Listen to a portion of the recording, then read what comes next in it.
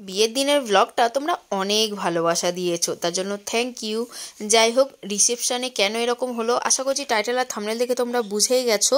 পুরো ডিটেলসে জানার জন্য ব্লগটা তো স্কিপ না করে দেখতে হবে। সো চলো, লেটস কন্টিনিউ দ্য ভিডিও। রিসেপশনের দিন সকালে স্নান টান করে রেডি হয়ে নিয়েছি, রেডি হয়ে বসে আছি, সবাই মিলে আড্ডা দিচ্ছি, প্রচুর মজা করেছি, প্রচুর গল্প, প্রচুর আড্ডা। যাই হোক, বাড়িতে বিয়ে বলে কথা, ওই কারণে ইচ্ছে হলো যে একটু শাড়ি পরি।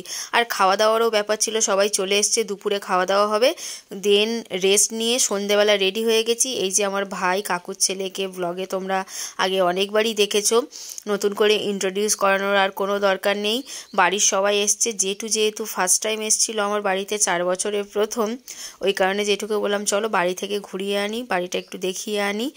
আর ফ্যামিলিকে টাইম দেওয়া তো মাস্ট, বাড়ির লোককে একটু টাইম দিচ্ছিলাম।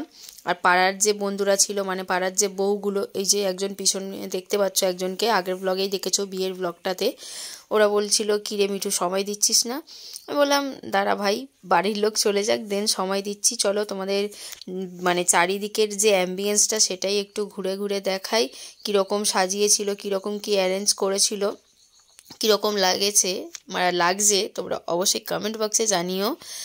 আর কি বলবো, আমরা এই রিসেপশানে বিয়ে বলো প্রচুর মজা করেছি, প্রচুর আড্ডা। আর এইদিকে হচ্ছে ফটো সেশন চলছিল, আমার তো ফটো তোলা কমপ্লিট হয়ে গেছে, তোমরা অনেকেই দেখে থাকবে। চলো কমিউনিটি পোস্টে একটা দেবো ফটো, তোমরা দেখো, দেখে জানিও যে কীরকম লেগেছে বা লুকসটা কীরকম ছিল, কারণ সেইভাবে আর ভিডিও করা হয়নি। চলো খাওয়ার জায়গা থেকে ঘুরে আসা যাক।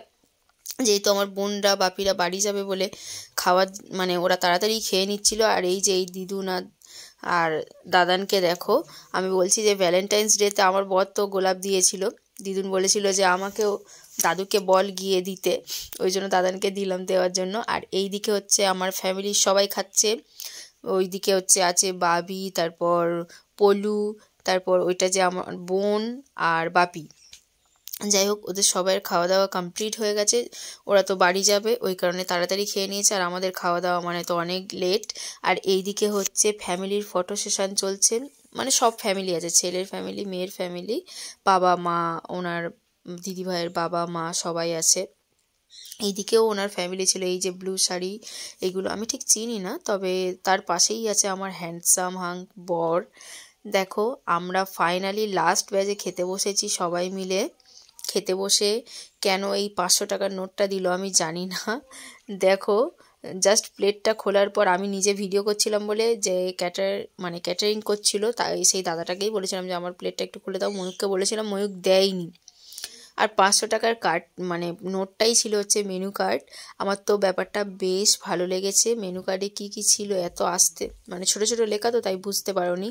আর মাটনটা আগে সব মানে শর্ট ভিডিও করে নিয়েছি বলে লংয়ে দেখো মাটনগুলো সব ভাঙা। খাওয়া দাওয়ার পর তো গিয়ে রেস্ট নিয়েছিলাম, ব্লগটা আর কন্টিনিউ করিনি, প্রচণ্ড টায়ার্ড ছিলাম। চলো ব্লগটা এখানেই এন্ড করলাম, দেখা হচ্ছে নেক্সট ব্লগে, ততক্ষণের জন্য ভালো থেকো, সুস্থ থেকো। আর হ্যাঁ, কেমন হলো অবশ্যই জানিও, টাটা।